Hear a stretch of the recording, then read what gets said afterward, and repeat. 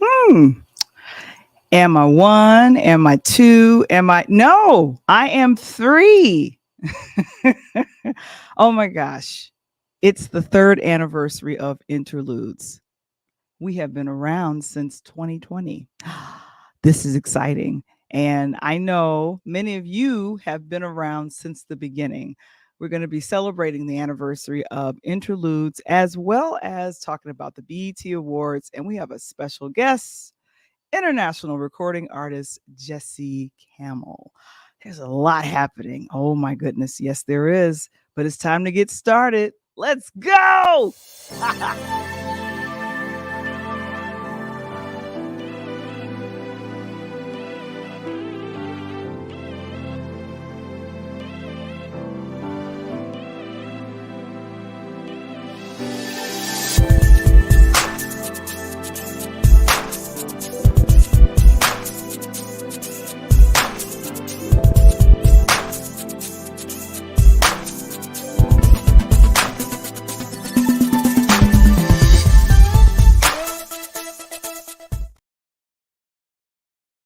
It's Interludes Extra. Talk on Tuesdays. We're here. We're back. We're having a good time. Oh my gosh, guys, you all, thank you so very much for being here. We are sponsored by Legal Shield. That's our episode sponsor for today. And if you need a will or trust prepared or updated, worried about identity theft, or have a business you need to protect or trademark, learn how Legal Shield can help you represent you for your legal needs at a fraction of the cost. Please visit the website linktr.ee/Pure Light Media for more information, or go ahead and we'll have Mr. Springer, who's back, put it in the chat for us. I'm just so excited about that. And also become a sponsor of Book Time with Val the Voice as I teach people to do exactly what I'm doing right now, which is being someone who loves doing the podcast that's called Interludes. Oh my goodness.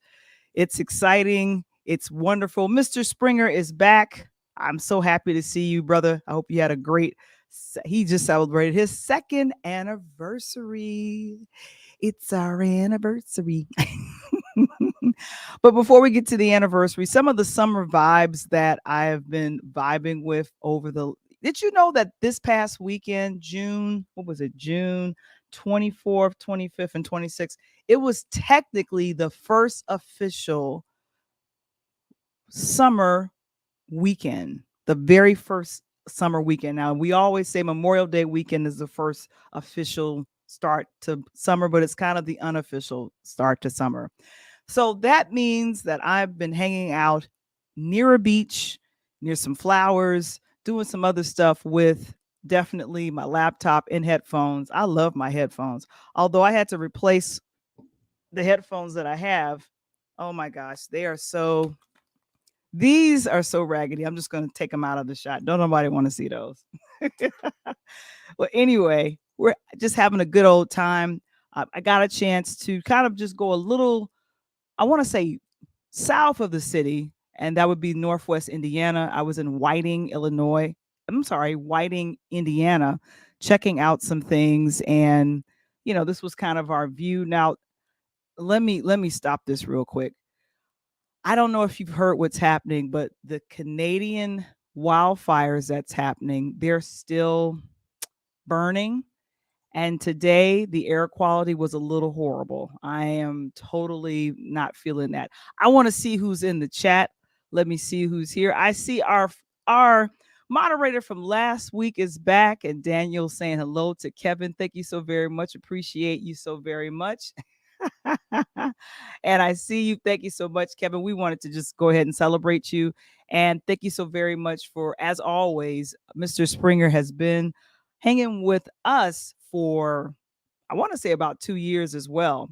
2 years out of the 3 years since we've been doing Talk on Tuesdays, which we officially started with the streaming. I think, when did we start streaming this? We started streaming, I want to say, August of 2021, but we'll get to that in a few seconds.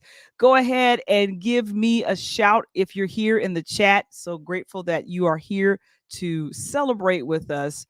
I wanted to show you something that I saw that I found very fascinating. Now, this was in near the beach at Whiting, Indiana. It's made out of, I want to say, stones. They have a special name for it, but it was near the beach. I thought it was cool. I thought it was phenomenal. So I said, "Hey, this is nice." And hello, thank you so very much, Wise. So good to see you, April. She's tuning in. Thank you so very much, and thank you also for the congrats. I appreciate you so very much, April. But that isn't that a nice stone brick situation? I think it's beautiful. So I took a picture of it and was like, I'll share it with the audience, as I was out in here enjoying some of these things.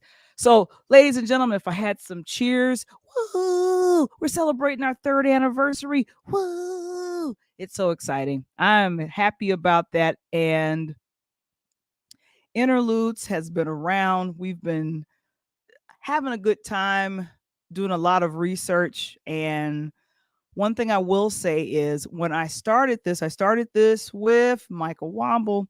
We were, at first, everyone was shut in. This was, I want to say, June of 2020.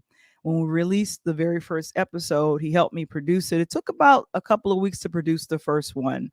But since then, last year, I don't know if you all remember, very funny comedian David Arnold. We got a chance to see him at the Chicago Improv. And unfortunately, I believe he passed away toward the end of 2022. But we got a chance to see him. And then also, it was encouraged for me to go to the spa. So that's what I did. I went to the spa and I covered that for one of our audio podcasts as well. Sandy, who was on the previous page, recommended that we should interview Coach Tony Thompson, who went to the same college as both myself, Sandy, as well as Mr. Womble. And so this was from one of our earlier shows that we did. We brought him on as a coach and sports commentator, and you guys have been tuning in, really enjoying that as well. Last year, Mr. Womble and I got a chance to go to the Taste of Chicago. We definitely covered that. Because of NASCAR in Chicago, and I think it's getting started this weekend, the Taste of Chicago is being moved up to, I want to say, either August or September, which is totally weird. I'm not understanding the timing of that. We had Am I My Father's Keeper, the authors here. We went to their book signing. This was sometime last year. We covered that as well. And two of my favorite guests, I have favorite guests, but people that have been such a celebratory. Jury O'Neill, she's a Chicago native. She's in Long Island with her husband, Ron. She definitely encouraged myself and Michael to become comedians, stand-up comedians. We did it virtually at first, and then we started doing it in person. And of course, a comedian and actor, Jonathan Keaton, you'll see him at the bottom. We were discussing the Oscar slap from last year. And so that was a heavily watched talk on Tuesdays. It's really that was a rough episode. Speaking of stand-up comedy, myself and Michael got a chance to premiere on the stage here in Alsip, Illinois, just outside of Chicago. And we were at Riddles, and you see some of my friends, Princess, she's there in the leather jacket. But Jury, who you see in the gray, she's the one who was kind of our coach to say, you guys can do it. You can stand in front of people and make them laugh. I was real good just standing in front of my camera, but this was a fun time.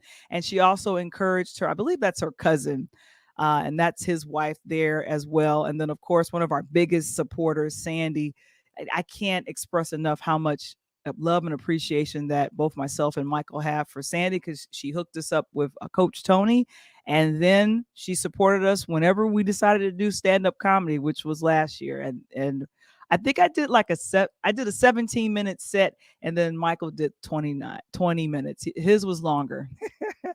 Tracy Kincaid invited us to be ourselves on set. And this was, I believe we shot this at the Chicago State University here on the south side of Chicago. So we appeared as hosts, which, it's not a stretch.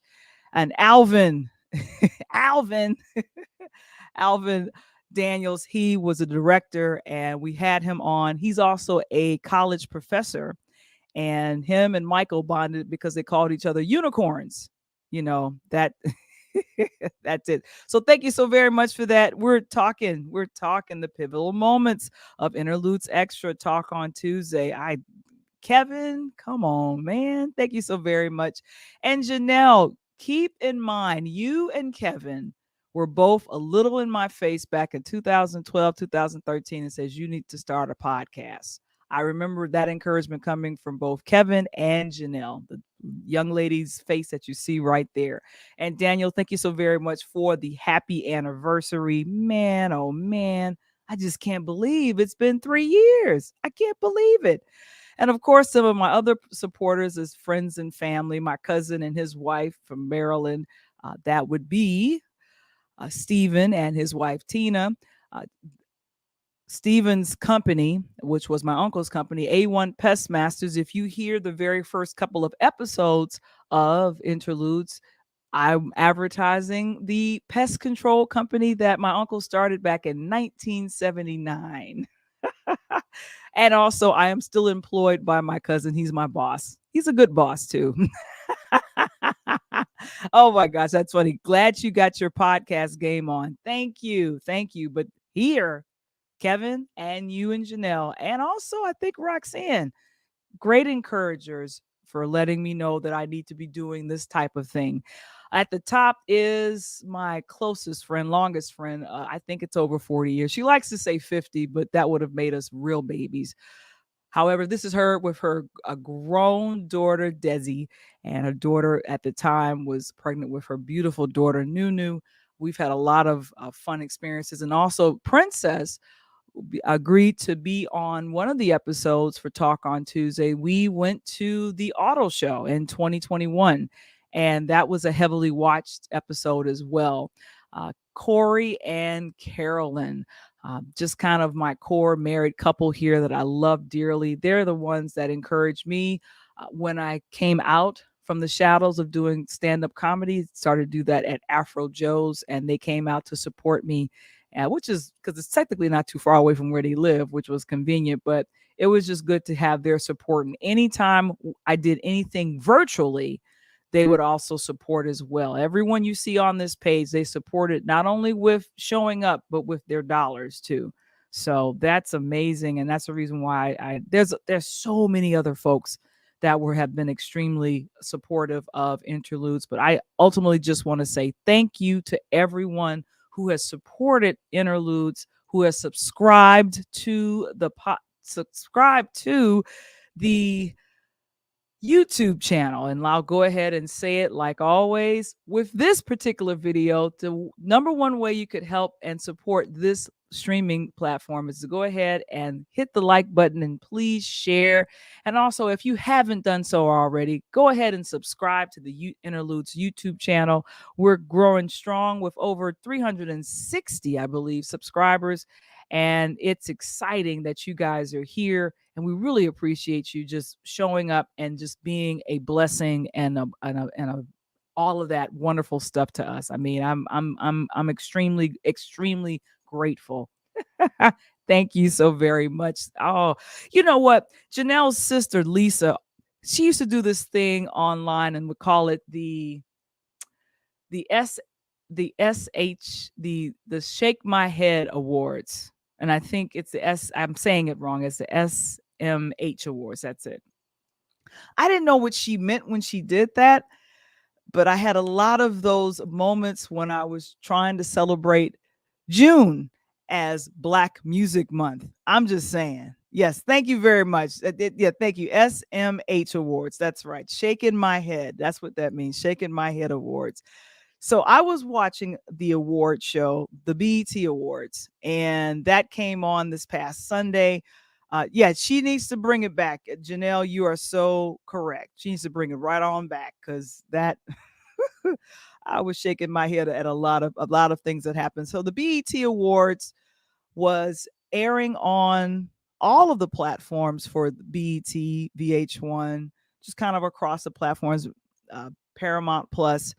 And so I was just happy to see some folks that I haven't seen in a long time. And I did watch the pre-show. That was important. Going back to our interludes celebration, we had Lucina Fisher, and she is a filmmaker and the director of Team Dream. Now, she also directed Mama Flora, and that was one of the films that premiered at the Chicago International Film Festival back in 2021. She was a guest on our platform, and I wanted to go ahead and celebrate her because at the beginning, just toward the beginning of the pre-show for the BET Awards, they went ahead and celebrated and said, "Hey, Queen Latifah has started this called Queen Collective." And so she directed a 29-minute short called Team Dream. And so I'll be checking it out and reviewing that in a later episode of Talk on Tuesdays. But congratulations to Miss Fisher for directing this, and then for the other 4 or 5 women filmmakers, giving them a voice. And I was just really excited because, number one, she was one of our guests on the show back in 2021. And so there was no host. We had hosts here for we had hosts for the pre-show, and one of my favorite actors from Think Like a Man, Terrence J. I thought that was hilarious. And here's the thing: there was no official host for the BET Awards. Well, who I felt was kind of the unspoken host was the announcer, MC Light, who also performed toward the beginning, and then Kid Capri, who did all of the DJing. There was a lot of paying homage to hip hop turning 50. And they pushed out. I mean, I want to say it was anywhere between 40 to 50 acts that hit the stage, and the vast majority of them were all hip hop folks, and I loved it. This was a shocker for me. Coco Jones, who we know from, if you love and have been watching the Peacock series Bel Air, she's also a singer. And I remember her in a couple of Disney movies early on in her career, but she won for Best New Artist. And she was in a category with many singers and also rappers, all women. And so she won, and she was crying, as you see here, just, oh my gosh, I won. Oh. So I said, okay, girl, Hillary won an award. That's what I thought. Hillary won an award. So anyway, so that's what's up. And then it was just, I saw Big Daddy Kane.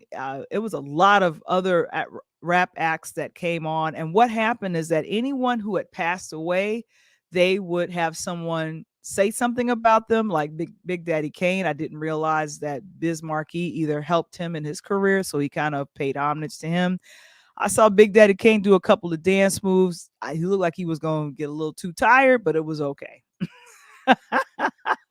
He did it for like, I don't know, 30 seconds, and then he stopped because I was thinking, okay, you got to go home and get the Bengay. And then also, we've always seen D Nice in the DJing booth, kind of doing the same thing that Kid Capri would be doing that same night.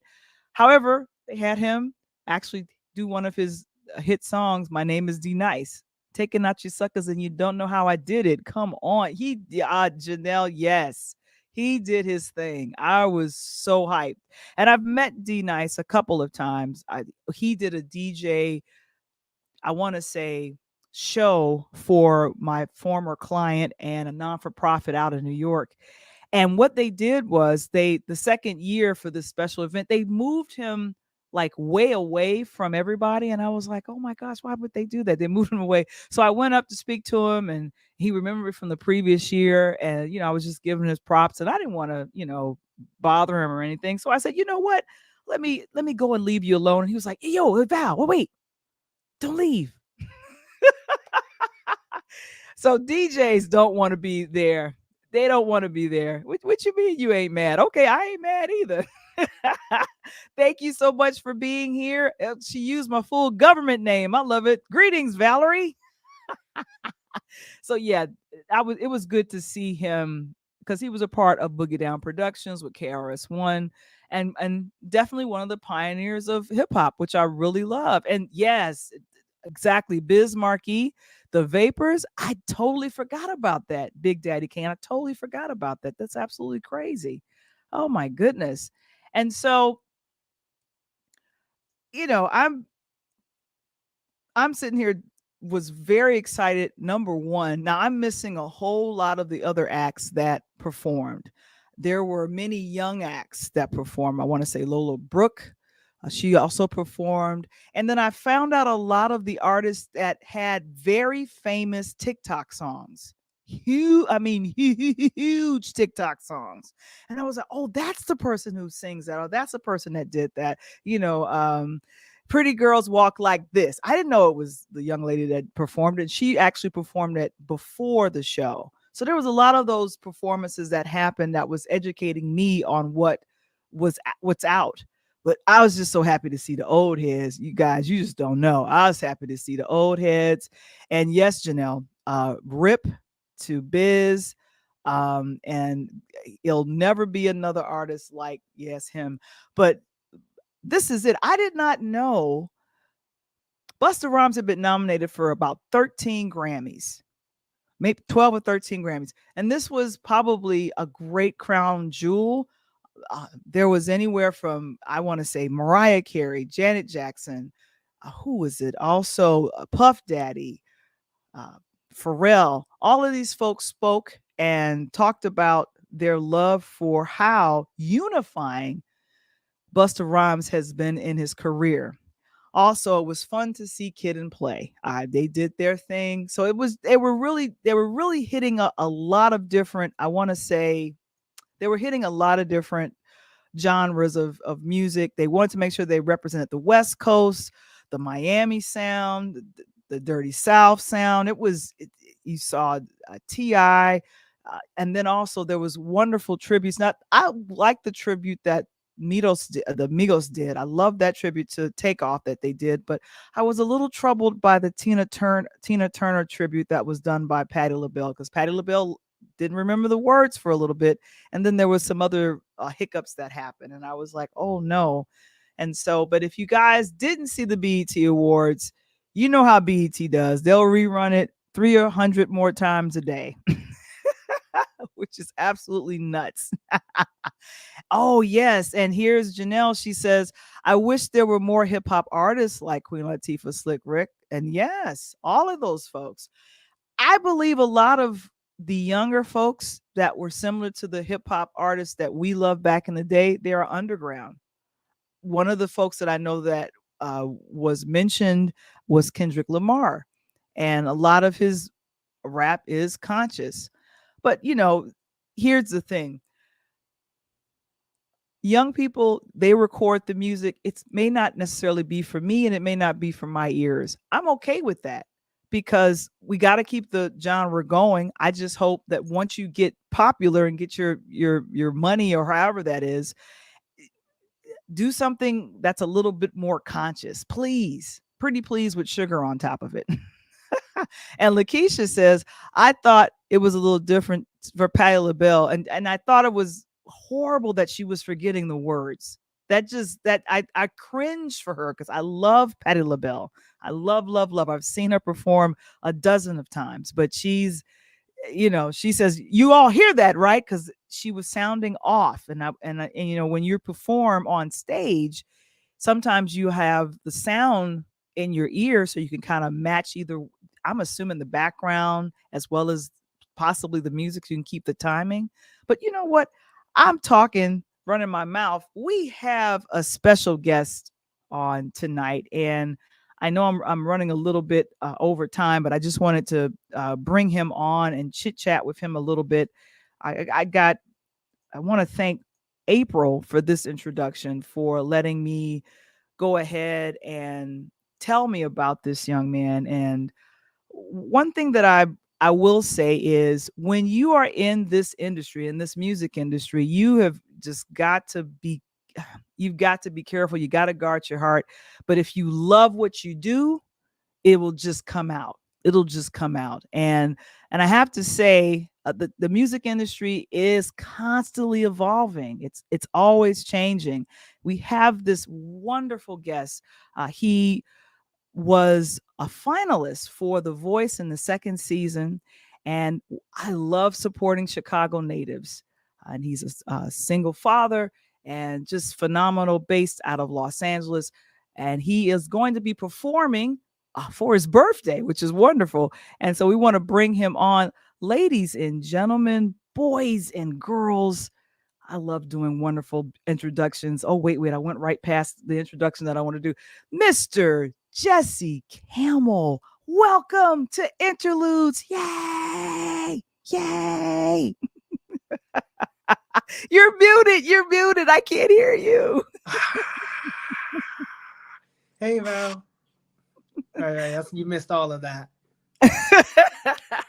How are you? I'm very well, but I'm more gray now than that photo. That means that's a lot of wisdom there. That's what You that better means. That believe means it. I know. Yeah.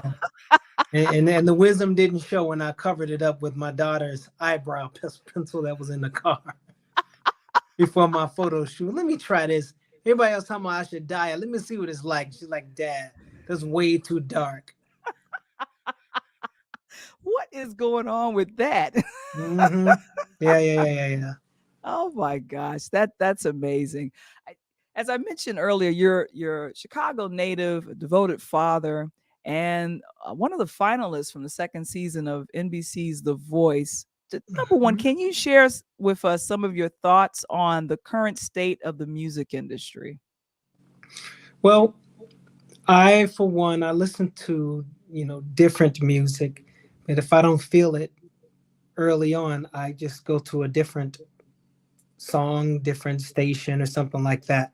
Hmm. So I don't really feel it. If I'm not feeling it, I don't really know what to say about it. But it's everything like today's time. It's just quick, hurry up, let's get it done.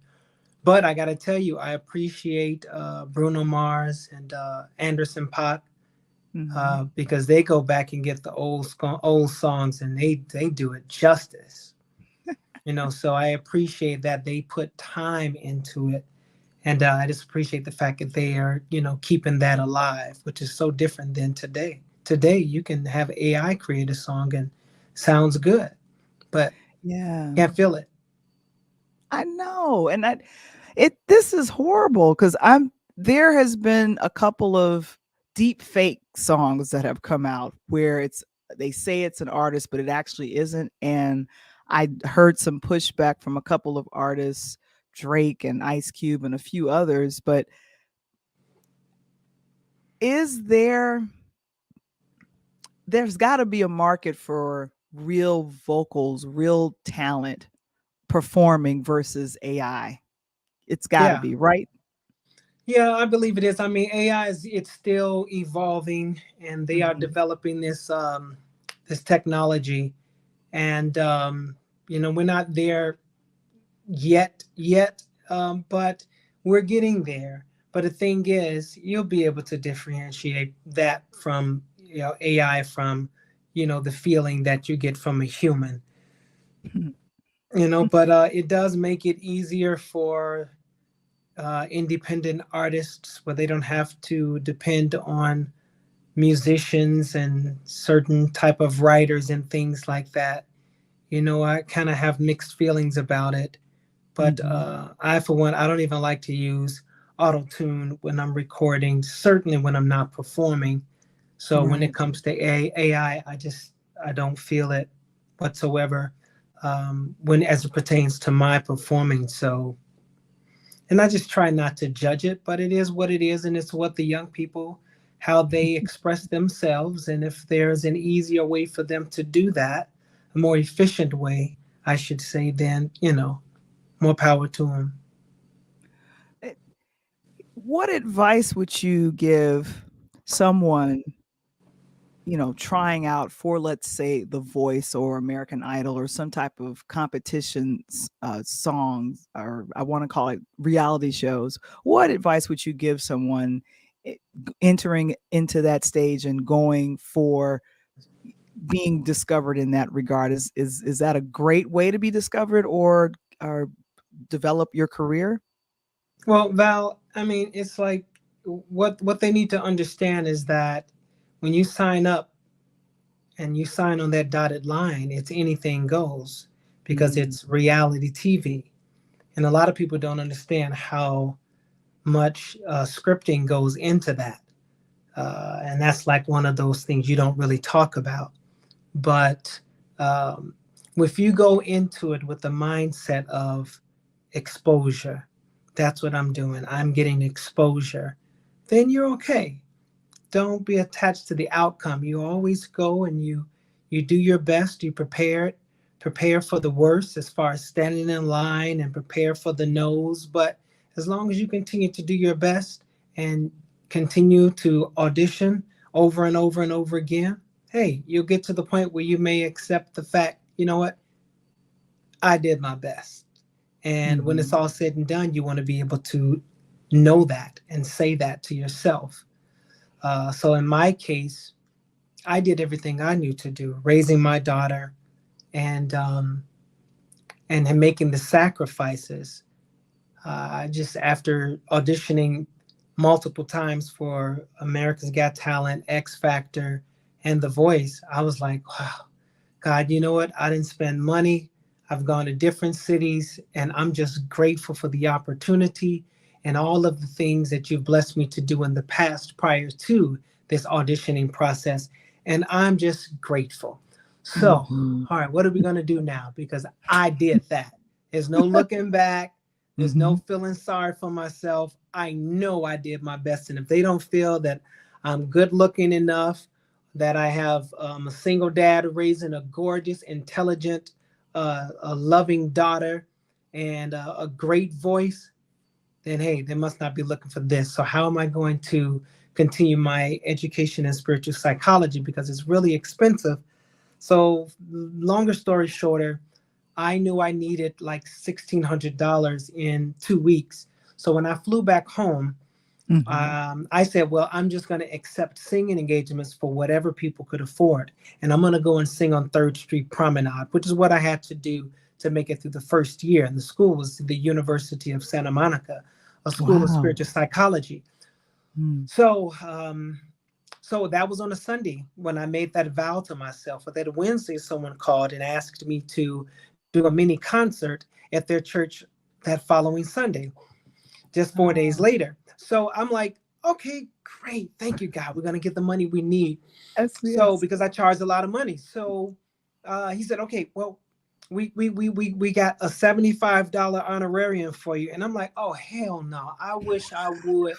I wish and something said, you said, and I was like, oh, I couldn't even get the thought out. God, man, I sure did, didn't I? I said, okay, sir, I'll be there. So I showed up and I began to sing the required 4 songs. And there was such a reciprocating love Mhm. that I ended up singing 7 songs. And by the Wow. time I left, she allowed people to give into my hands on their way out the door. And I left with $780. Wow. So the next day, after having half of what I needed, the speaker called. And the speaker was Della Reese, touched by an angel. There you go. And she called and she said, baby, I was so moved by what you did. I called a son of mine, and he has a show called The Voice. Now, I couldn't Wow. remember your name, so I told him it was Austin Powers. So when you meet him, tell him that's your stage name, but your real name is Jesse Campbell. Now, we need to get him some music. I rushed home, gathered the music. She got it to him. The next day, after auditioning in 2 different cities twice, Mhm. they asked me to be on the show 30 days into their second season. So Mm. I had favor. And it just happened as a result of me being true to myself, doing what I know to do, and keeping my word. So I've been working on integrity for some years now. And as a result of that work, it brought about great results. And that's how I made it on the show. Now, I performed 5 times before over 30 million people each. Mhm. I had a vision board of making Ah, it onto a reality show it was a year before. Oh, yeah, my mhm. desire was X Factor because I wanted to get to Simon Cowell. Yeah, yeah. I had the major channels, the major like ABC in the corner, CBS in one corner, Fox Good. down here, NBC over there.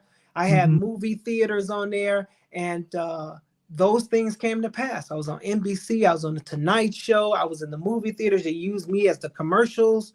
So it Wow. actually came to pass. So whatever you think and you feel about is what you're going to bring about.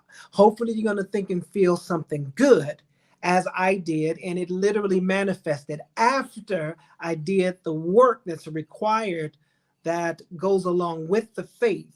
And then it actually produced results after I did everything I knew to do and just said, I'm grateful, God. And when my time ended on the show, I went off Mhm. like a champ. I said, I lived a dream. And the reason why I say I went off like a champ is because they removed me in an unjust way. And I Mm. later was asked to be a part of a lawsuit to sue Ooh. The Voice Wow. and the creators of the show. Wow. But I chose not to, because I Mm. said, I'm going to let God fight my battles. And I love this industry, and they're not going to blackball me. But they did blackball me to cover their tracks. But I still didn't sue them. And because Della Reese is the one that got me on the show through Mm. Mark Burnett, and he and I became pretty cool. So then that means I would sue him as well. So I'm like, you know what, God, I'm going to let you fight this battle. But before I got to that place, they released me. And when Mhm. Carson Daly gave me the microphone, when it was a shocker to everyone, I said, I lived a dream, because the world didn't know I had a vision board. Mhm. But I lived a dream, and how I relate to myself while in the process becomes the process, and I'm grateful. So as a result of me being grateful for all that God had done for me, as a result of the gift of making room by traveling with Creflo Dollar, TD Jakes, singing on different gospel artist albums, and having been to 12 countries singing good news, then I end up saying I'm grateful when they released me from the show, and I'm still receiving things to be grateful for, like being here with you, Val. Oh gosh. Oh, amazing. And I knew your story was incredible, and that's kind of that, I want to call it the Chicago resilience and Yeah, I like that. God resilience. And I like that. a lot of people are not familiar. Your father was a minister and was very well known here in the Chicagoland area, and Yeah. you were around music all of your life. I heard some wonderful interviews done with you, and you spoke about uh, the Winans, and they were at your house. Kind Hmm. of walk me back with being around music and being inspired by literally the church and kind of the gospel roots of it all. Sure. Well, we had a very progressive church on the west side of Chicago. Mm-hmm. We had a beautiful, powerful choir. We Mm. had we had we had two keyboard players, well, an Ooh. organ keyboard player, a piano player. We had guitar. We had lead. We had a three-piece percussion set group. We had congos. We had it all. Ooh. And Dad was one of the most, if not the most, powerful preachers in the city of Chicago. So whenever Wow. these gospel groups and artists would come to Chicago, they'd always come to our church, because we had these midnight musicals, and it was just one of the top places to be. But a lot of times, some of those artists would stay at our home, and the Mm-hmm. Winans were the most frequent guests. And Ah. they were just fun loving. Mainly it was always Ronald and Marvin. And so Okay. one day, because they love to play video games too, so we were all just video game buffs, especially Marvin Winans. He did not like to lose. But one day I'm walking around the crib, I'm doing my chores, and that's when they heard me. And we were on our way to a choir rehearsal on a Tuesday night, and I said Ronald, but Marvin said it was him. But Ronald said, "Hey y'all, Jesse can sing." And my dad was like, "Jesse can't sing. Jesse's a drummer." And I'm 16, like, how could you not know I sing? Man. But fact of the matter is, then Marvin said, "No, Jesse can sing." So my dad made me learn the song at the choir at choir rehearsal that evening.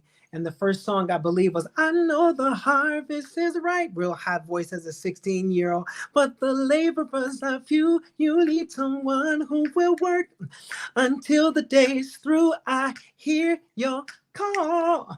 And if you want someone to go, I'll go. Hey. The algo, send me Oh. algo. And that was the beginning of it all. And that's how I started singing. Oh my gosh. Mm-hmm. Oh my goodness. That's amazing. And like I said, Thank you. that journey of growing as a singer and coming from, because musicians I feel hide, especially I have musicians in my family, they're talented, but you find out they can sing and you're like, what? You just thought you were the keyboardist, you just thought you were the percussionist, or you the person Yep. just tambourine, but they open, I Mm-hmm. don't know, you put that mic and you open your mouth and you're like, wow. I That works. it works. I have to say that you have a YouTube channel. I was checking out. I see you in your car. I was meaning to grab some of the pictures of yourself being in the car. And you're like, this is a song that I love. And I heard, I think you did, it was either Earth Song. It was one of the songs from Michael Jackson. And I Mm-hmm. remember thinking, I remember Michael singing this song, but why am I getting emotional listening to Jesse sing this song? And then I remembered you being on the voice. And I remember I told you I'm like Issa Rae. I root for everybody black, no diss to anybody else. So I remember voting for you and cheering you on because they're like, yes, he's from Chicago. And I'm like, yes. What I'm going to do, Coach, if you're here, I think I see you. I'm going to see if he has any questions for you. This is another Chicago native, Coach What up, Tony. Coach? Hey. Hey, hey, we south side of the city though, Jess. I forgive you. It's all good. You know how back in the day that was, man. But hey, man, Yep. I really appreciate you. I like, and also, by the way, you're gonna respect this. I am in now Nashville, Tennessee, home of the Winans. Really? Oh yeah. BB, CC, and CC. You didn't know that, Angie, Val? Debbie. Yeah. Nashville, native, born and raised here. Very good friends with Oprah Winfrey. They do a lot of things in Nashville for the gospel community. It's awesome. Yeah, that's true. And I have to say that staying resilient, and this is, I'll kind of wrap with this. What has been, I want to say, your North Star in keeping you encouraged through the ups and downs being in this music industry and performing? Well, I mean, my daughter played a big part, but I am one, and when I perform on a Sunday evening for my birthday bash concert, I'm going to tell them the story. And I'm going to tell them the story toward the breakdown of "'Cause I Love You, Lenny Williams." Oh. Do y'all mind if I tell a story of mine? I love me some Lenny Williams, but hopefully y'all got enough from the first part of the song. But now I need you all to hear me. And I'm going to tell them in that space of how I started out, sang that song I sang for you guys. And yes, God said, I'll send you, sent me. Then I sang on another guy's album by the name of, first album was Timothy Wright. Master, can you use me? Sing just a little bit of that. And then after that, yes, God said, I want to use you. Then God began to send me other places. And I did a contract, recorded a contract, signed a contract on Capitol Records. And the song was, "When you cry, I cry. You know I feel your pain. Girl, I know what you feel inside. 'Cause I feel it every time I close my eye. I cry again." And after I got through singing that, then I was convicted. I didn't want to do it anymore. I gave up the contract. And then Capitol Records dropped all of their Black artists. And I just recently learned that that same year, Tevin Campbell, I just watched the interview of his, and Warner Brothers dropped all of their Black artists. That same year, 1996, Capitol, all of their Black artists were dropped from the label. But I said, I don't want to do it anymore before they dropped all the Black artists. Now, then Daryl Porter, Daryl McDavid, they were responsible, sent me out to New York, flew me out there and set up a meeting with Clive Davis. So I was going to be his male Whitney Houston. 2 weeks before the meeting, I canceled it. I gave it up. Then after that, then I had a wonderful opportunity to I signed with Cunningham, Escott and Dupini, big thick contract to do voiceovers and animation. And they said that I was going to make them so wealthy, and they only got 5%. So 3 months later, they called me in. I was still traveling with Jakes and Creflo Dollar and doing all these big conferences and things like that, singing, "His eye is on the sparrow, and I know he watches over me." Yeah. So I was still doing that. I know, right? And so they said, "We need you to make a choice." And once again, I gave that up as well. But the thing is, after I gave up so many of those opportunities, then I hit rock bottom. And as a result of hitting rock bottom, then I found out who the Rock was, because after I cried myself sick, then I heard the voice of God, and it said, "Study the origin of your faith." Wasn't that deep? I couldn't have thought of that. I wouldn't have thought of it. So I began to do that. And the gist of what I've gotten since 2008 was that God is all there is, and all there is God. He created us as divine beings, and we are using and having this human experience to awaken to who God is in us. And all the other stuff has been set up against us to keep us from that truth, like in the Matrix. But when we realize who we are, then in the spirit, we doing all the moves like Neo did and all that kind of stuff like that. So that's kind of what I got. So that's the gist of it. But I have come to the place where I don't judge anybody, anything, anywhere, of any time, simply because for me to judge them would be for me to judge the creator of all this. And because the creator is in me, I'm judging myself. So once I begin to accept, then I feel like the whole Spirit of God accepted me. And so what happened was, then that gift of life and that gift of understanding as a result of getting it, then that's when the doors begin to open.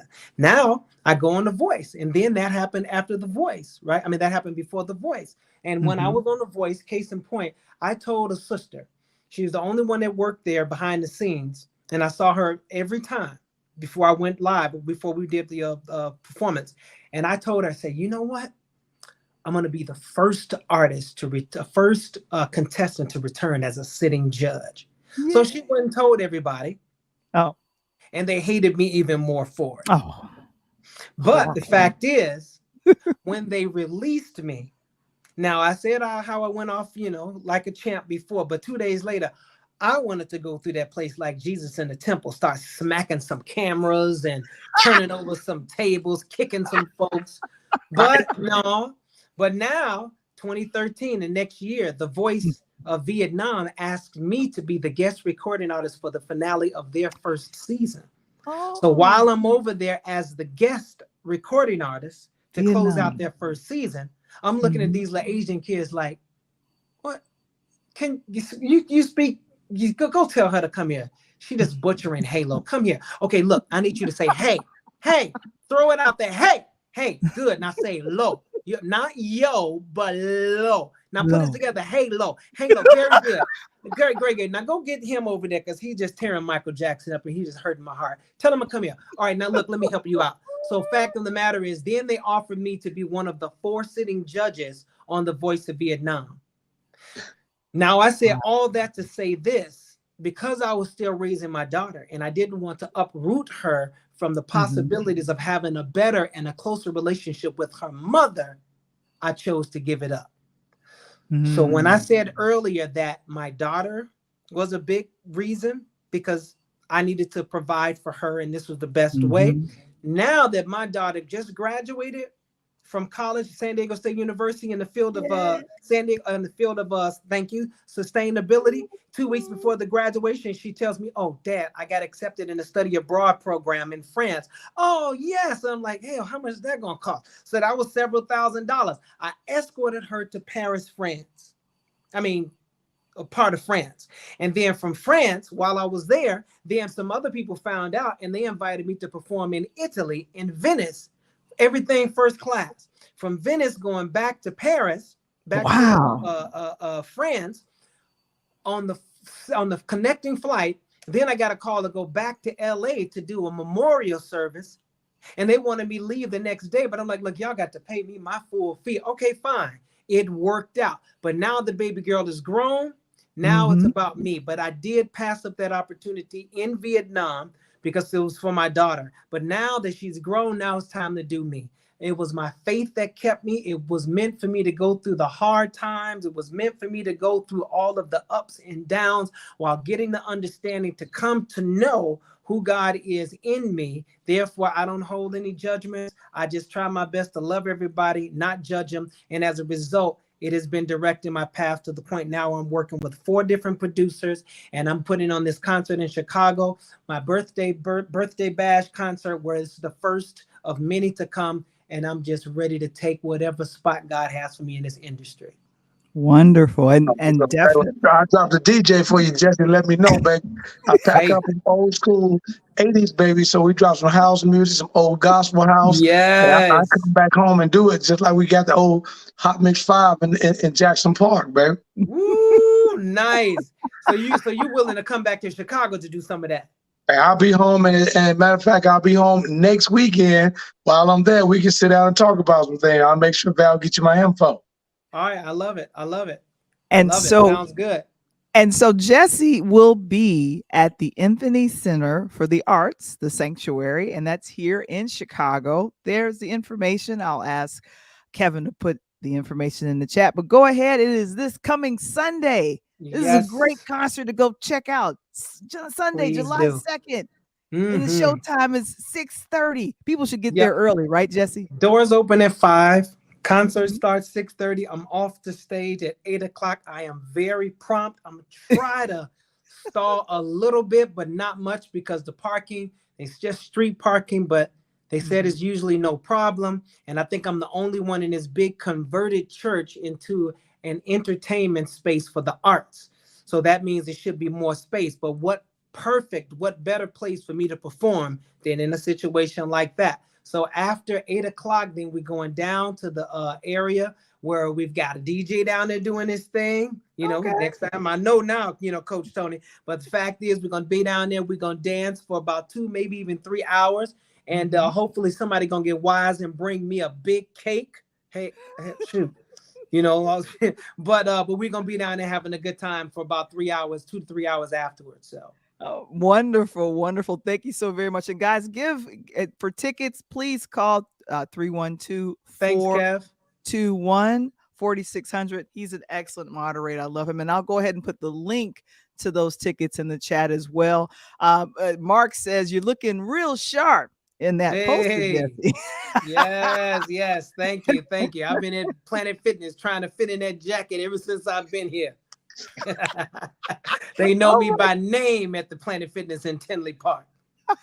There you go, baby. Oh my gosh. Jesse Campbell, thank you so very much for joining us on tonight.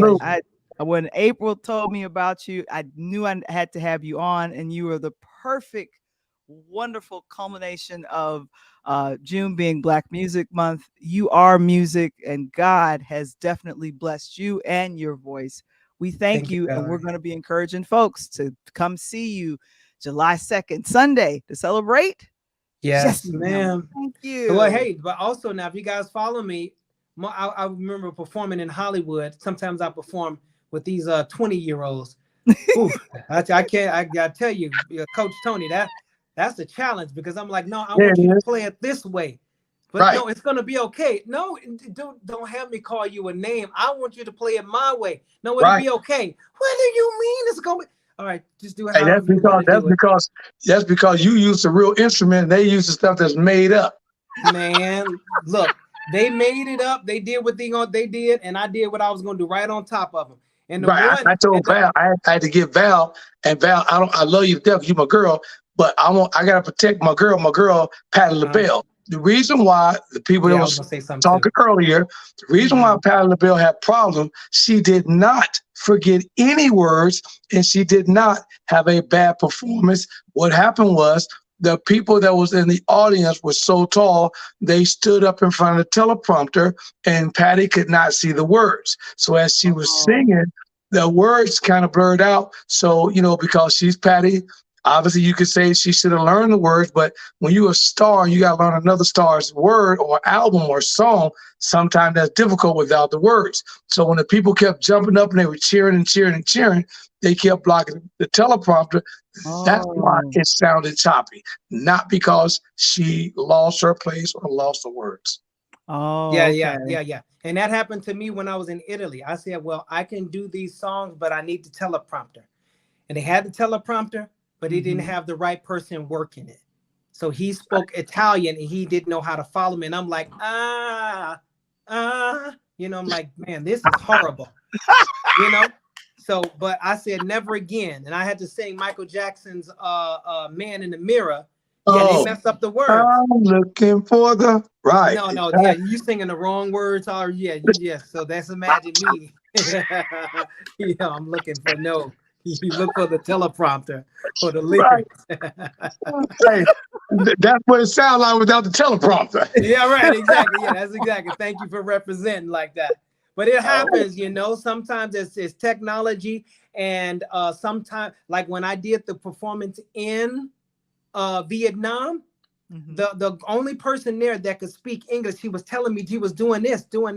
And I'm like, why is he doing that? I'm still performing. So I just pulled my in-ear out, and I want you to know that the audience had a totally different pitch key, and it was about 5 seconds faster. Wow. Technology. Wow. So that's why when I saw her, I was snacking on something. I was like, oh, yeah, that happens.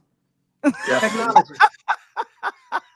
Guys, I felt horrible, but it happens. I know, and I felt horrible too because I love Patty, but I was just thinking, what happened? And she says, "You see what's happening, right?" And she powered through, and then, and then Lakeisha said exactly. But I'm sitting here going, "Oh my gosh, this is Patty. How come? Why was it acting in that way?" But that makes Coach. That makes complete sense. And the last thing, Valerie, is that age. A lot of Stevie Wonder forgets his words to his own song. Yeah, Snoop Dogg said that, but that's a lot of weed. Yeah. It happens. I thought that helps because I was gonna go look for some myself for this concert. Luther Vandross, I got down myself, and down the I need to get some of whatever is gonna work. So yes, work it out, brother. We're gonna work it out. Oh, absolutely. And you got Mark in North Carolina said, "Wish I was celebrating there in Chi-Town with you guys." Yeah, it would be great. It would. We're gonna represent. Won't represent, but please go ahead and subscribe to Jesse's YouTube channel because I'm subscribed and I have been able to witness a lot of songs that he does in his own voice. And if you want to see it in person, if you're here in Chicago, he'll be at the Epiphany Center for the Arts on July 2nd. Jesse, thank you so very much. Thank you, Val. Thank you, Coach Tony. Appreciate you guys. Thank you, Appreciate you, babe. Yay, Jesse. Coach. Hey, I tell you, that was awesome. I like brothers like that that's doing things, especially on that major stage. And I always love my brothers and sisters out of Chi-Town. I'm always going to pump them up every day, all day. So, and speaking of pumping up, I'm watching Kev, man, I'm loving you. I got to send a couple shout outs before we get into sports. My main man, speaking of Carolina, Mark, I love you, Mark. But I got my homeboy, James Ward, down in Carolina, represent. My guy, Johnny Pratt, on here tonight. I appreciate, and these guys keep rolling in, man. So I'm loving you guys. If you have not subscribed to this show, we are trying to get to 500 subscribers. We don't have that far to go. So if you have not subscribed to this show, and we're growing quickly, push that button and subscribe. Jump on here with Val the Voice, and your homeboy, Coach Tony. We're going to do it our third fizzle week in and week out. Come on now. Oh my gosh, that is what's up. You know what? I still want to go ahead and do this. Where is this? Let me look. Oh yeah, let's do it.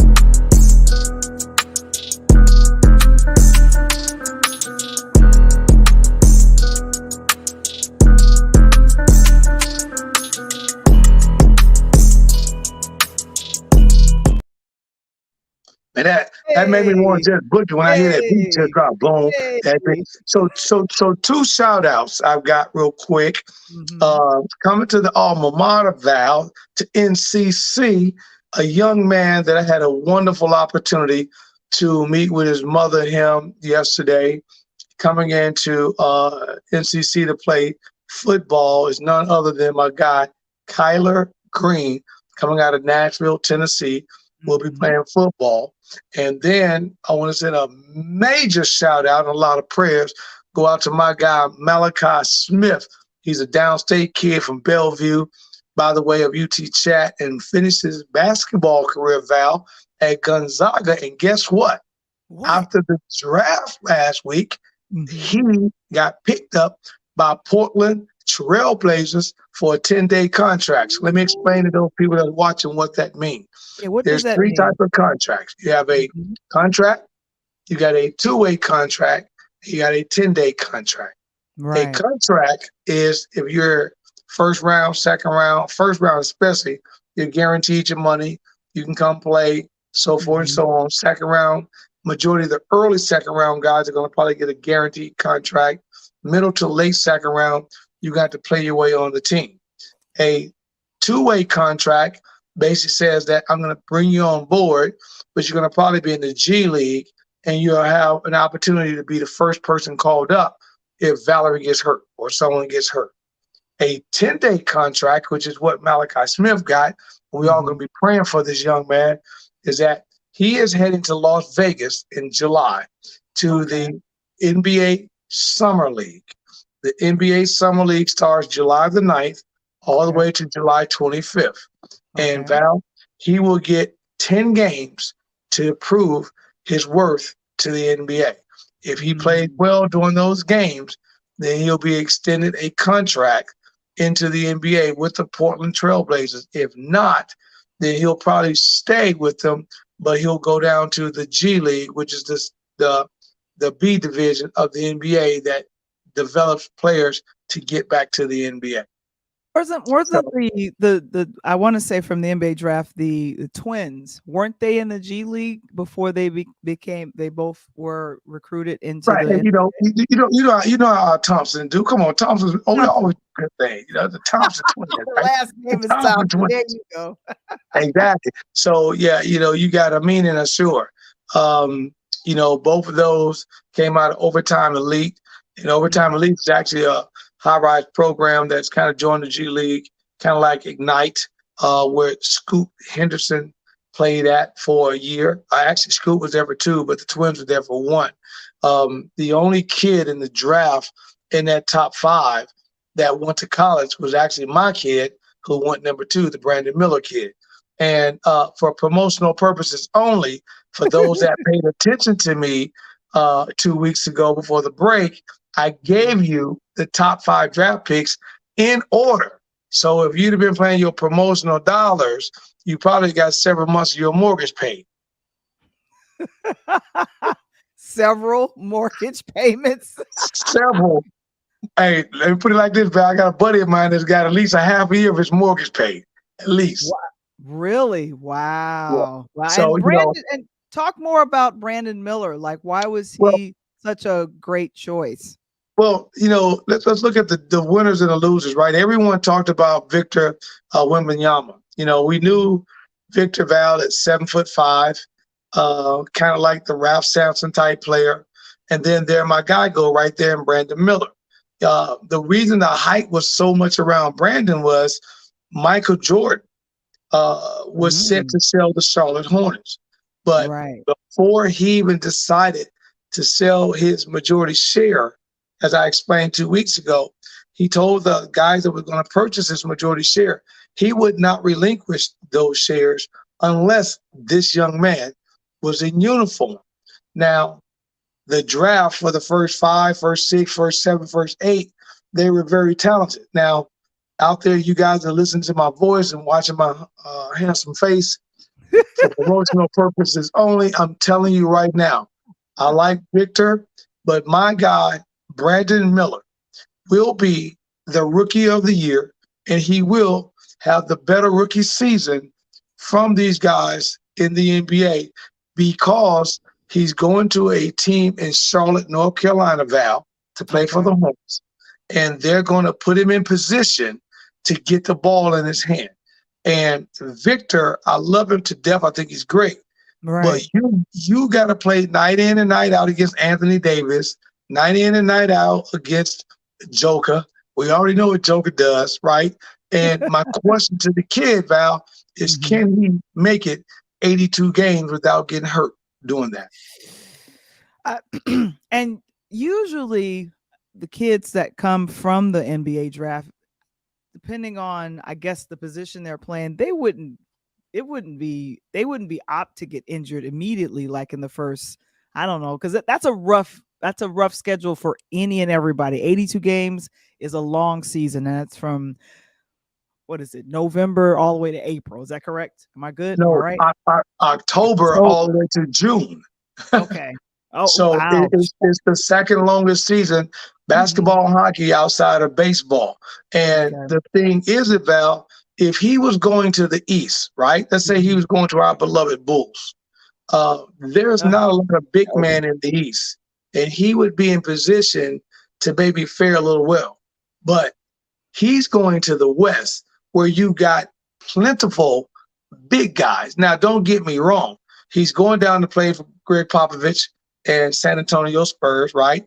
And the last time that Greg had two previous big guys, they are currently Hall of Famers in Tim Duncan and David Robinson. Oh, Tim Duncan. Exactly. And David Robinson. So, so now Pop gets his third big guy. And I don't have any doubt that this kid will probably be famous and maybe get to the Hall of Fame level. But the problem is he's 7'5" and he only weighs a few hundred pounds. And you got to play these big boys and Davis and Joker. They're over 300 pounds, Val. 300 pounds. Wow. And they can play. So I mean, just imagine night in and night out, Val. You got to go put your head, your armpits on the Shaq. just don't dunk my head. Just don't try to attempt to dunk my head. Just and here's the other thing. And I argue with a couple of my buddies, i.e. my homeboy James and my boy Googs down in Carolina. I love them boys to death. But we were talking about this in a pretty heated debate over the last week. And that's the piece that I give the Miller kid the nods for the simple fact of the matter. He's playing off the wing. We'll get a chance to shoot the ball. We'll get an opportunity to put the ball on the floor. And when you are a big target like Victor is, Kevin Durant said it best, Val, they're going to come for this kid. And they're going to come for him night in and night out. And the crazy part about it is that's not that they're going to come for the other guys, but they're going to come directly for Victor. And if he's good as they say that he is, he's going to show up. And, obviously, if you look at last year, remember we talked about that kid named Chet Holmgren? He was 7'5", and he did what? Decided to play, a basketball pickup game with who? None other than LeBron James. And what happened, Val? He broke his freaking foot in a pickup game. And what happened, Val? He missed the entire year. Yeah. So he'll be back this year. And so, it's going to be kind of interesting. And he's going to Minnesota, another team in the West. And so how will his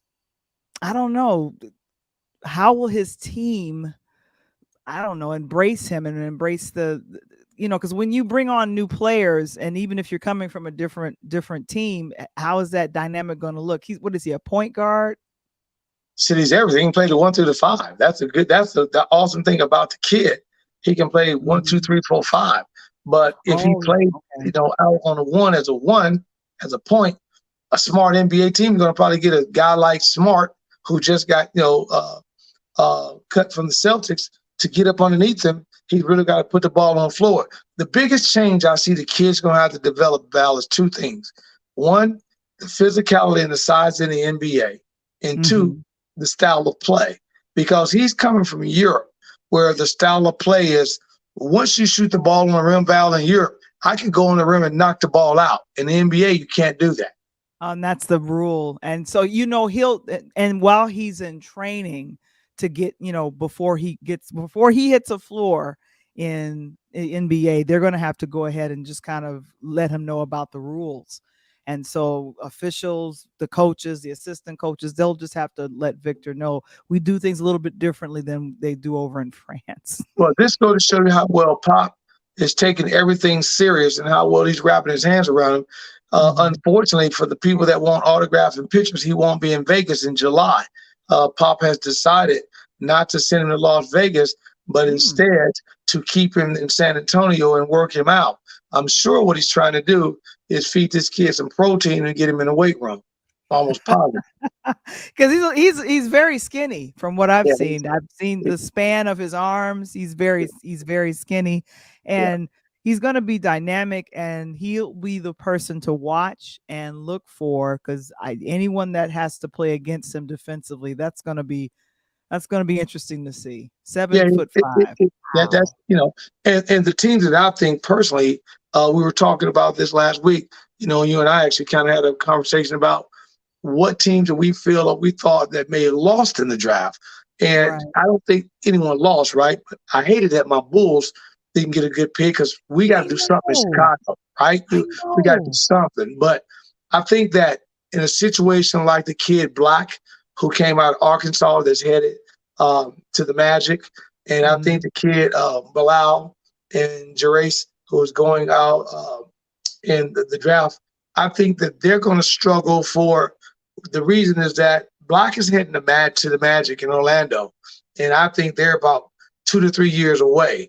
And you get a good pick like that, and then you end up saying, I got to put some pieces together. Now I know the Miller kid. It was funny.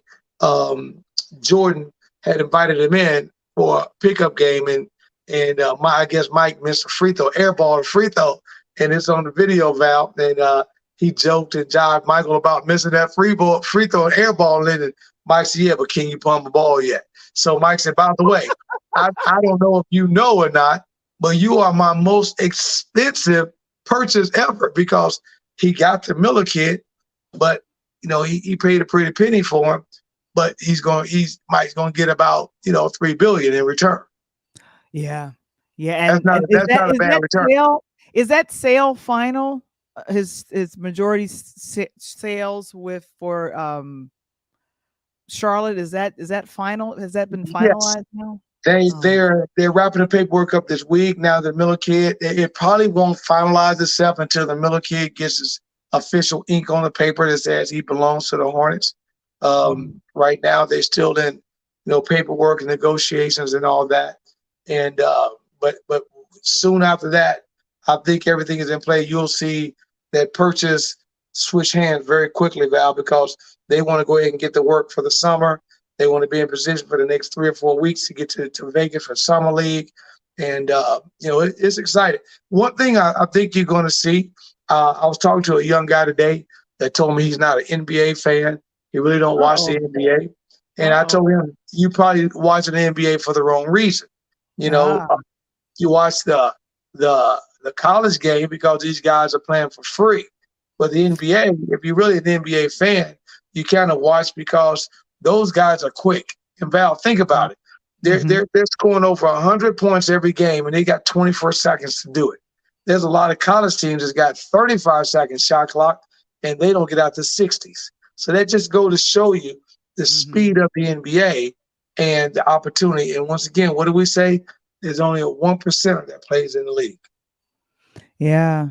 And so it'll be fascinating to see how these young men who were all recruited through the NBA draft, especially those top 10, how they'll fare, how they'll gel with their other teammates. And this will be an exciting 2023-2024 season for the NBA. And definitely next week, we want to make sure, in 2 weeks, we definitely want to make sure that we are talking about the WNBA. We don't want to forget about the girls. We can't forget about my girls. We just came off of, Dawn State and her South Carolina run and the mishaps there, unfortunately. And then, Angel Reese going back to LSU. But the big hand, and I want to tip my hat. Let me put my hat on real quick, Val. Hold on. Put your hat on. Let me put the hat you got there. The socks. I got the white side. I keep it South Side, baby. We represent nothing else. But I just want to tip my hat to none other than Brittany Griner, because Okay. this young lady, Mhm. can you imagine the last 24 months, Val? Mhm. 24 months, 12 months ago, she was sitting in a prison, right? Right. And she's out now. She was an honorary member last year for the All-Star game. Remember, everybody wore Britney's number on the lapel, and it was a big Yeah. hoopla. Big And hoopla. Yes. now she's out, and she is now a voted from the fans, Val, from the fans, voted her in to the WNBA All-Star game this year, along with Leah Boston, the rookie from South Carolina, and of course my girl Aja Wilson. I love her. And then the other co-captain is Breanna Stewart, which used to be with the freaking Chicago Sky until she got traded. Yeah, yeah. So it'll be definitely good to definitely see her and to cheer her on. When and really quickly before we go, I see there's a question for you, Coach, from Jay Ja. Coach, why do people see the MJ deal and him giving up the majority ownership as negative? Well, I think what you see is that here's something I read today, Val. This may be news to a few folks, and I don't. Okay. You and I definitely didn't talk about it. Um, I don't know if you heard, and I know my boy James is down there in Carolina. Him and Googs used to keep the ear to Raleigh and the Charlotte area, and so I'm sure they'll be texting me later. But they said the word on the street was that Michael Jordan sold the Hornets because he was broke, and that's the most foolish thing that I've ever heard. They said that he was hurting for money, and that the Jordan brand was no good. I'm like, are you stupid?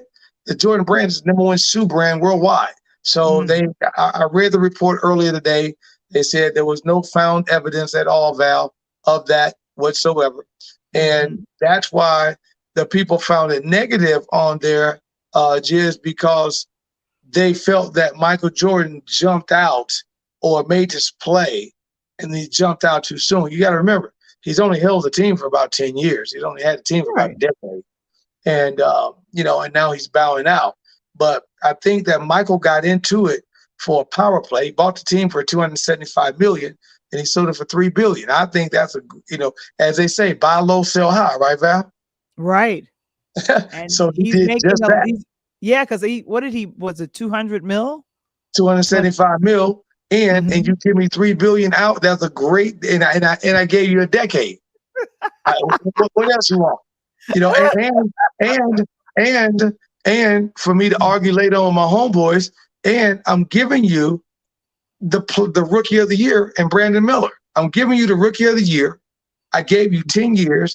I put together a great, everything I got to put together, and now all of a sudden I got to walk away from here.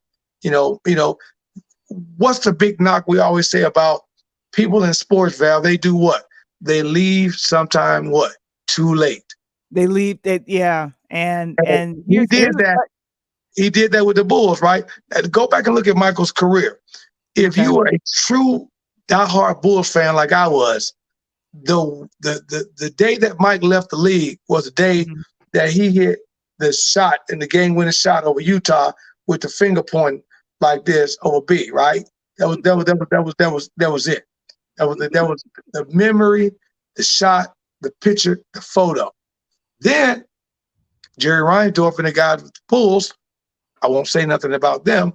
They let the greatest man in the basketball history go, and he ended up in Washington to play with the Wizards with Gilbert Okay. Arenas and doing Mhm. Gilbert Arenas gun charges and all things, and that was just whole fiasco. It tainted Michael's entire ability to retire because he was at his apex and he went to Washington for some foolishness. And they Wow. said, let me go ahead and get out of the league. So I think this Mm. time he came in as an owner, Val, and said, you know something? Right. I made one mistake as a player, but as an owner, I'm going to get out at the right time while I got a chance. Right, and check this out. Kevin says, "What does this mean for the Hornets?" Ask Coach about their playing record over the 2022-2023 season. Their Well, season this past season was with their past season, they didn't make the playoff. This is why they Right. had number 2 draft pick in the draft, right? But Exactly. and I love B Miller. Been knowing the kid, since he been knee high to a grasshopper, and he spoke on ESPN the other day that said by next year the Charlotte Hornets would make a run for the NBA championship. I think that's a little far stretch. I think Okay. they still need a couple of pieces they're missing. I think he's going to be a great addition with Melo, but I think they still need a big man, and I think that they need a complementary wing player with Miller to make some things happen. If they would have got maybe a Chris Paul or maybe a Smart from Boston, a defensive guy, then I may say, okay, they got a shot. But I think they're a few years away. But I can tell you one thing, Charlotte Hornets, they're coming. They're going to make noise in the next 2 to 3 years. I'm excited for that, Coach. I'm really excited for that, and I know that's going to be a phenomenal time. And so the WNBA, their All-Star game is going to be July 9th. Is I that think correct? it's July 15th. I think it is. July 15th. Okay. Yes. Well, check it out. We, in celebration of our anniversary, as well as next week is actually July 4th. We'll be back in 2 weeks. We'll be back live in 2 weeks on Tuesday, July 11th at 8 p.m. Central, 9 p.m. Eastern. And this was a special edition of our Talk on Tuesdays. But I'm really excited that you were able to be here and definitely break down the NBA draft and all of the players, especially the top 10 of all the students. I'm not students, but all of the players that's going to be going to these various teams. And it's going to be exciting to see. But we'll start covering the WNBA in 2 weeks because it'll be just before the All-Star game. And that'll be fun to see, Coach. Is that what play are you looking most forward to in that All-Star WNBA game? Well, I hope that they don't do like the NBA All-Star because we're losing that. If it's not for the freaking dunk contest this year, I mean, they're losing it. But I think when you look at the WNBA, Val, you don't have the dunk contest. So I think the NBA, the WNBA All-Star Weekend is great because of the way they set up the team challenges, the three-point shooting contest, and a couple other things they got going on. So keep in tune there, just like I want you to keep in tune right here to Interludes Talk on Tuesday, because your boy, Coach Tony, got the Pull Up podcast coming soon. Woo-hoo! And I want to make sure that y'all online, y'all want to pull up on me. You got something to talk about, just pull up. That's exactly why we got the Pull Up podcast coming in early August with none other than Coach Tony. That's right.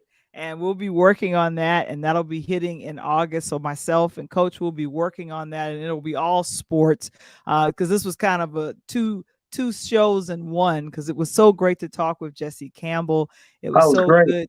Oh, yeah. He taught me a lot of things. I didn't realize some of the behind the things that go on with these talk shows and, reality shows. Yeah, and especially the part he said, he did everything he did, and then he turned around and got blackballed. And I just heard something last week, Val. Did you know that Simon Cowell, who runs the show, never graduated from college? He was actually out, and he was actually had no job, no money, no nothing before he created The Voice. Had no clue, and he didn't create The Voice. Did he create the X Factor? I mean, no, yeah, American Idol. American Idol. Right. American Idol. Then he created X Factor overseas. Yeah. Correct. Yeah. And he was down on his luck with $5 in his pocket, homeless, doing everything. And he put that show together over in London, and it made a little noise. And some little birdie came in his ear and said, I guarantee you, if you take this same concept to the States, it'll blow up. And he brought it across the pond, and it blew up. Oh, man. Yeah, and you know what? I've noticed, because I was watching a little bit earlier before our broadcast. I was watching America's Got Talent, and there was a young white woman doing hip hop dancing. And when he said, "You are what this show is about," without like putting her down or anything like that, because she did great. She danced to about 2 or 3 different songs, and I was checking her out, and she got so emotional because someone told her that she couldn't do it, and she says, "No, I want to." And so when I see him get emotional, because I've noticed that he's gotten more emotional as he's gotten older, and I think a lot of Right. us have. It's just that when people push through their, I don't know, their fears and sometimes the inner doubts and maybe that little negative Nancy or negative Nelson that says you can't do it, and you push through and you see on the other side you can do it. And for Jesse to share his story, for you, Right. coach, to share the story of these wonderful kids who have been recruited to the NBA, and just for us celebrating our 3-year anniversary. It's been amazing. It's been phenomenal. I am over the moon excited, and you guys are just phenomenal. I'm so happy that I've received, or we've received, as I was showing a little bit earlier before you came on, is that we have been producing. We released our very first episode June 26, 2020, in the height of the pandemic. Right. And I thank you all for all of the, I like to call it the support for Interludes Extra. And then also Interludes Extra became the extension of Interludes. And so it's been a wonderful ride, Coach. And you were our guest, I believe, in 2021. Or I know, I think it was Yeah, 2020. this is my second year with the show, and it's been great. And I love what you just said a moment ago about the underdogs working hard to get there. That's why the young man who I just met with tonight, Malachi Smith, you were talking about, come from a blue collar state in Illinois, working in a small conference, transfers out to a smaller school, goes to Gonzaga, and now he's got an opportunity that most kids only dream about. And again, it's like this show. Val and I, we blue collar workers. This show is continuing to blow up. It's getting better and better. But we can't do it without you guys subscribing to this show, because we're going to continue to bring you top-notch content. I mean, like my guy, Merle Cole. We didn't get that on ESPN. We didn't get that on Fox, baby. You got that right here in Interludes Talk to Tuesday. That's my homeboy. You know what I'm saying? Jesse Campbell. You didn't get that on ESPN. You didn't get that on BET. You got that right here. I stay hyped. One night I'm about to pull out the turntables and get down so I can let y'all know I'm really versatile. You know what I'm saying? Oh my gosh. Interludes is brought to you by Legal Shield. We thank the folks at Legal Shield. If you'd like to get more information on wills or trusts or something to be done regarding your loved ones, or if you are a business and you need help with trademarking, go ahead and text the word legal to 347 that should say 652, not 662. I got to change that.